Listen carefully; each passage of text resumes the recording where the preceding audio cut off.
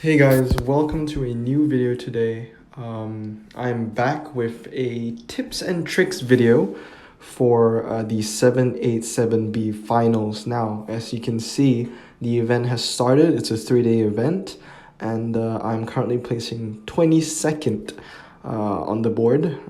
It looks like Tier 2 is a place that I can finally call home now because I've ended up Tier 2 in the past two legendary events in the past two finals, I would say. Past three finals since the McLaren P1.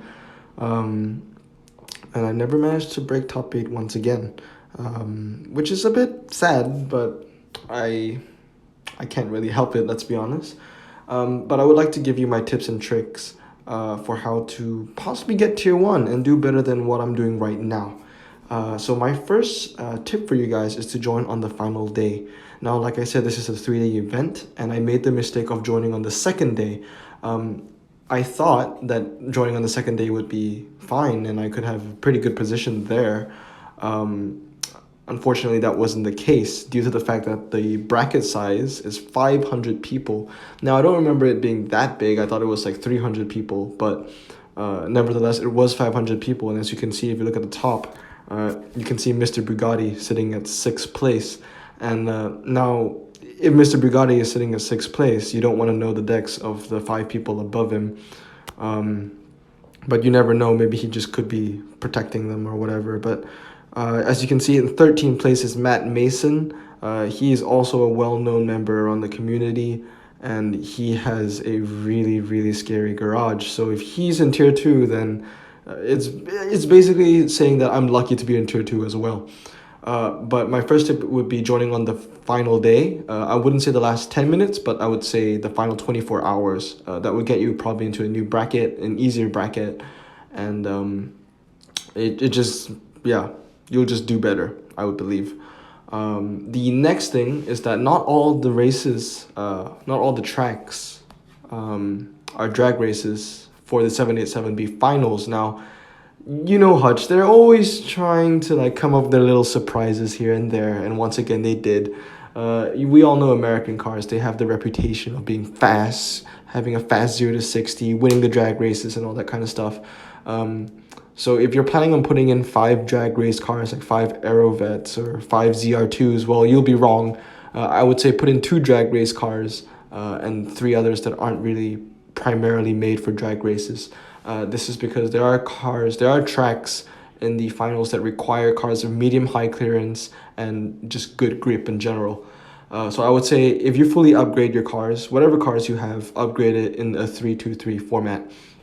Now, the third tip I want to give you is that when you actually race in the 787B finals, there are 2 new tracks that they added, and there seems to be a glitch in the system because Challenge 24 and Challenge 25 don't sound like racetracks to me.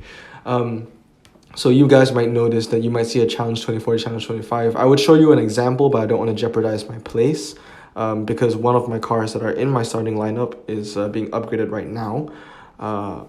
But I would tell you right now that Challenge 24, you would need medium high clearance, and that is because of the car wash. And Challenge 25, you will need a car with good grip and 0 to 60. Because it's kind of twisty. It's like a car park based race, I would say. And then finally, I would tell you about the cars that are worth using for this event. So if you guys do open the carbon fiber packs or open the ceramic packs, I know people might ask, is this car good for the event? Is this car not good for the event? Well, I'm going to tell you right now what cars are good and what cars are not good. So these are my recommendations. So in terms for cars to keep, I would recommend keeping the Cobalt just because it has medium high clearance. It doesn't have good stats in any other place.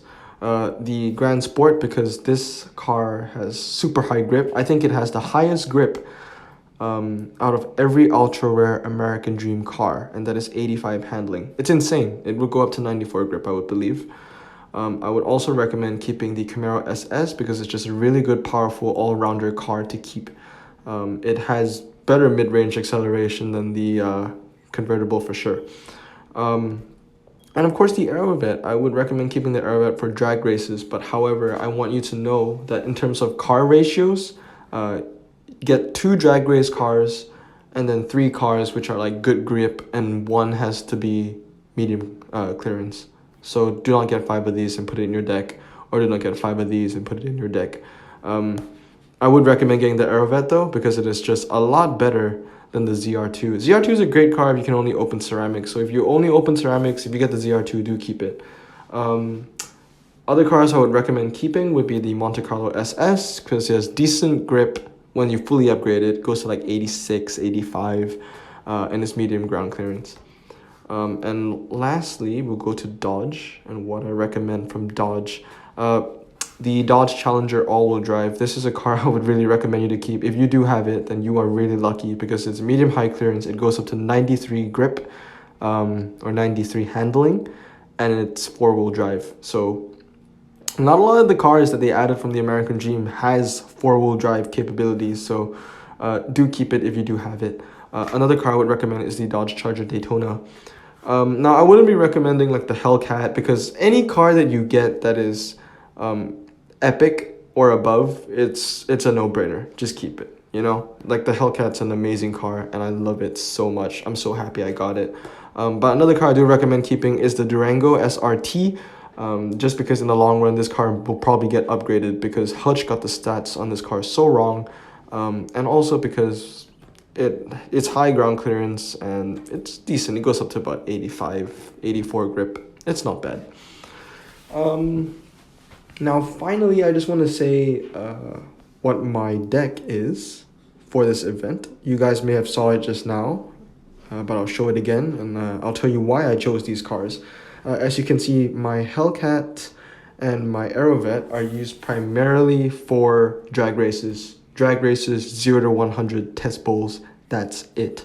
Then we have the Cobalt. The only reason the Cobalt is in my lineup is because it has medium ground clearance and is good for Challenge 24. Once again, we have the IROC. This is because I have it fully upgraded and it has, you know, decent all-round stats and I like the car. It doesn't do me much good in the events. Usually I win the events or win the races like by 2 stars, because this one always loses all the time. But if you don't have a better car to replace it, then definitely just have it there. It is a better alternative to the Durango SRT, I believe, just because it's faster. And then finally, I have the Corvette Grand Sport. If you have the Corvette Grand Sport, I really do recommend keeping it, because the grip for the car is amazing. I will be maxing this out and I'll be using it beyond American Dream. So definitely keeping that. So this is what I would recommend, preparing you for 787B. So just a really quick recap. Join on the final day if you haven't joined. So join right now as I post this video. Challenge 24, you want medium ground clearance. Challenge 25, you want good grip. Have 3 non-drag cars, I guess, and 2 drag cars. And once again, if you want to use my deck for reference, I'm placed 22 right now. But I'll be trying to push for as high as I possibly can, and I'm probably going to open more carbon fiber packs. But this is my deck, and I hope this video really helps you, and I really hope you guys really do well in this event. So I wish you guys the best of luck, and once again, I'll be adding my merchandise in the link below in the About section, and if you guys could support my channel, that would be highly appreciated. Once again, I do take feedback, so if you have any feedback or any suggestions you want me to do on this channel, please comment down below. Recently I got feedback saying that the music was too loud, so hopefully that wouldn't be a problem anymore. I actually had to make this video twice, because the first time I actually made it with music, but I turned the volume down, but it still didn't seem like it was soft or quiet enough, so I just took the music out completely. So I hope this video really helped you, and all the best in the finals, guys. I'll see you next time.